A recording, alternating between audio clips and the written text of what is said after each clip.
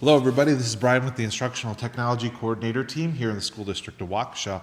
And in this video, we're going to dig a little bit deeper into iBooks. In the last tutorial that I did, we just looked at what a more interactive textbook looks like. But what we're going to look at in this particular video is what the student experience could be, or how a student interacts with the textbook in ways that are pretty important and pretty meaningful. And so we'll dive right into it. Here I'm in the iBooks app. And I've got some textbooks pulled up here. And we're going to hop in and take a look first at, let's do our statistics one. So this is free content from Boundless. What I'm going to do here as a student, so this is me interacting, is I'm going to tap anywhere on the screen to get my top toolbar to pop up. Okay. The first thing I'm going to do is I'm going to click right here. There, we'll bring that back. And that's going to get me either to my table of contents or my glossary. We're going to jump back to the table of contents. And you'll see, it's a little difficult for you to see what I'm doing here, but let me point out for you, as I click on different pieces, now this is also probably just a chapter. Okay, so I can jump between my chapters. And what I'm doing to move back and forth is just using a two-finger swipe and sliding to the left and to the right. So this is how I move through the textbook. Then from there, if I want to get into a particular piece of content, I just tap on that page and it pops up. When it's time to get out of that page, I pinch together. So I use two fingers and pinch together. It closes up and I can go to the next page. If I'm in the middle of reading, so we'll go back to that page again. Again, I just use a single finger and I can slide through my textbook that way. Okay, so that's how a student moves through a book. Now, some of them are going to be linked together. So here you see figure 4.3, and I'm going to click on that, and it shows you where figure 4.3 is. This can refer to different pieces throughout the book as well, so sometimes that's really nice to be able to look at that. Here you can see this is a source, and if I were to click on this, this should open in Safari for me. Probably just take a moment to pull up here. Okay, but it's going to show me and take me out to that source. So if a student is in a Wi-Fi environment, having links and other things that, videos that need wireless is also available. But if a student's at home, this isn't going to work if they don't have a wireless internet connection that's available to them. So you build content that can be available in both places. Now we're going to zoom out here, so I am going to pinch to get out of this. Then I'm going to tap anywhere on the page to get my toolbar to pop up. All right, and you see I have some other options here. So one of the other options that's available to me is the notes section. We're going to hit on that in just a second. Another option that's available is a brightness indicator to make it brighter or darker. Sometimes reading text on an e-screen requires you to adjust that. And so part of it is to save battery, but part of it is to make it just a bit more readable. The brighter it is, the harder it is to read sometimes, and vice versa. So that's a nice feature built in. Up top, the next one along the way is a search bar. This completely changes the game for students, specifically in that review period or when they're in studying mode. They can electronically search the content of this entire book. Let's see if we can find... I'm going to type the word distributions. All right. And all the places that we can go, I can search Wikipedia, I can search the web, or I can search within the book. So here you see the word distribution is available in the glossary. It's available on page 94, and it's available within this text 1,425 times. It's also available in some of the media built into the book. If I click the normal curve, it's going to take me to page 324. And so now I can move around the book with ease. Let's say we're talking about something we're reviewing for tomorrow's assessment, and I have a really hard time remembering what the normal curve is all about. I can search that, jump right to the page without losing a lot of time. So it's a pretty powerful way of moving throughout the book and getting to exactly what you need as you need it. The last piece that's available here is a bookmarking tool. So I'm going to go ahead and drop a bookmark right here. Add bookmark. All right, so now this page, page 87, is bookmarked and ready to go. I'm sorry, page 323 is bookmarked and ready to go. We'll just add a few more bookmarks in here for the sake of argument. So whenever you get to content that you really need to remember, bookmarking it is an excellent way to do that. Okay. I can now, from here, move between bookmarks if need be. So each of these pages, these are the pages recently viewed. I can move between bookmarks if need be by popping on them here. Okay, so that's moving me between my bookmarks. And I'll show you another place where bookmarks are available as well. I'm also going to show you how a student can take notes in a book.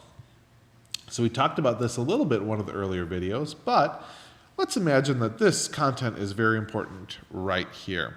What I'm going to do as a student is I'm going to tap and hold, and I can drag over critical pieces of content.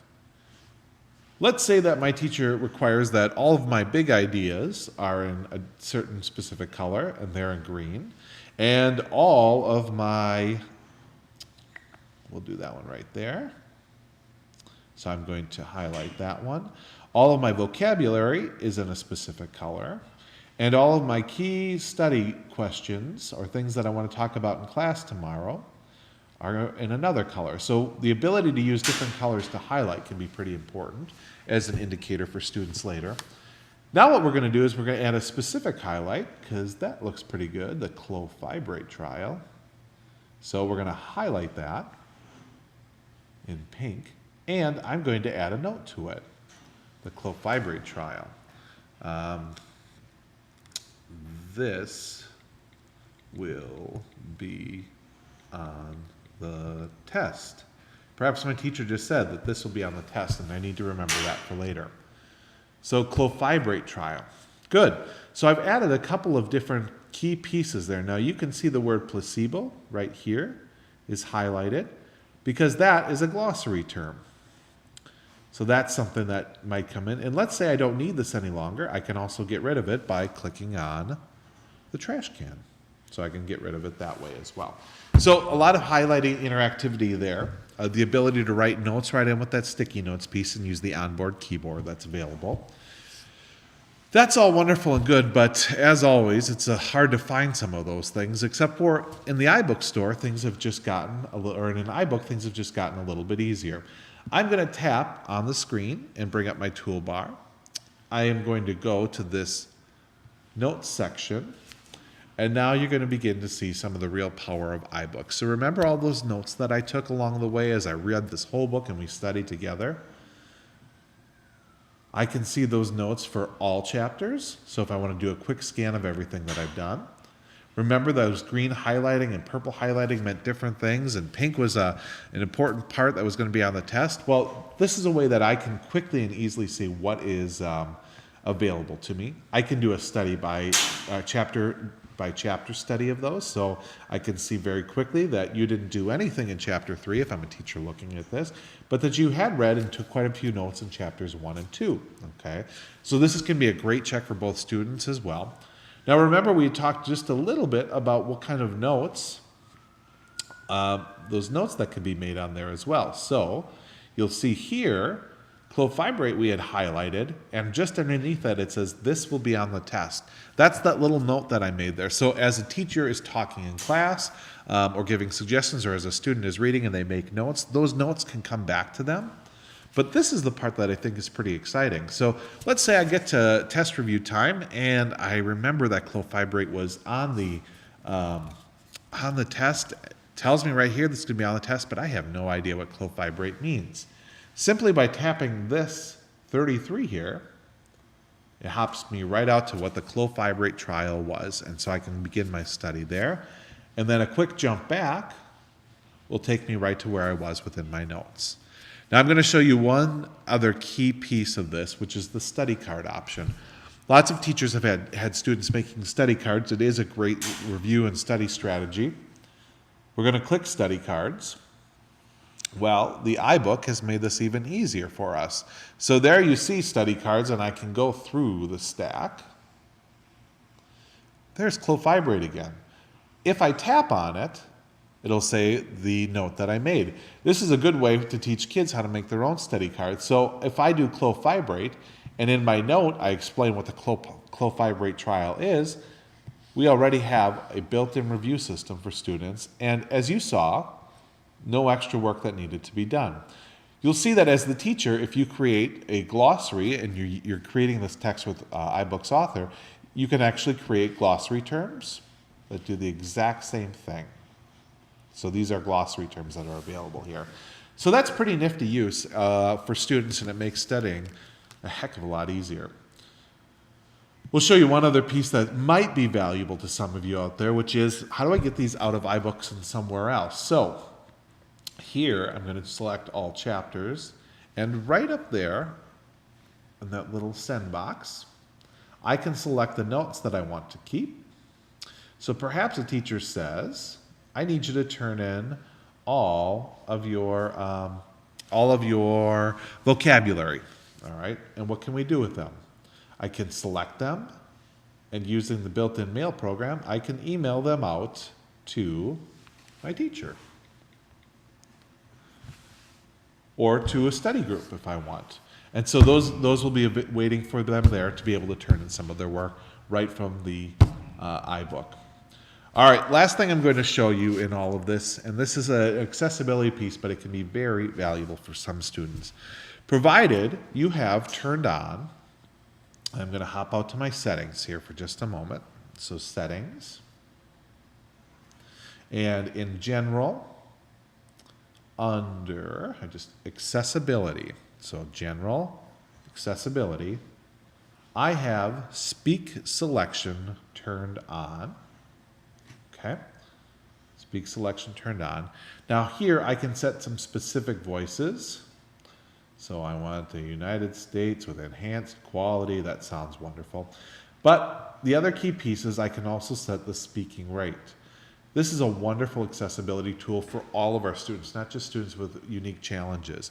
And the ability for a student to both read and hear it read back to them. Yes, it does sound a bit mechanical, but this can be just the support that it needs. The other thing that I'll show you is the ability to highlight words. So if I turn this off, I'm just going to hear the text, but if I turn this on, as it reads to me, it'll highlight each word. We're going to swing back to our iBook store now. So once I've got that turned on, and I would suggest just leaving that turned on, I'm a student who's struggling to focus. And what I'm going to do is I'm going to select some text here. Teacher gave us 10 minutes to read and take notes on this particular section of the text. Now, yes, I can copy, highlight, note, share, but I can also speak this text. And you won't be able to hear it, but you will see the blue boxes moving here. And if I'm a student who has my headphones in, I'm going to hear this, I'm going to see it, and it may be just enough to help really cue me into the important pieces of all of this without the teacher having to go through a lot of extra work to get me a audio version of that, and without anybody else really knowing what I'm doing. I'm just doing something that's necessary for my own study. So that's a great function that's built into the iPads. It works across the device, but a particularly nice function to have here in iBooks. So that is how a student will interact with iBooks.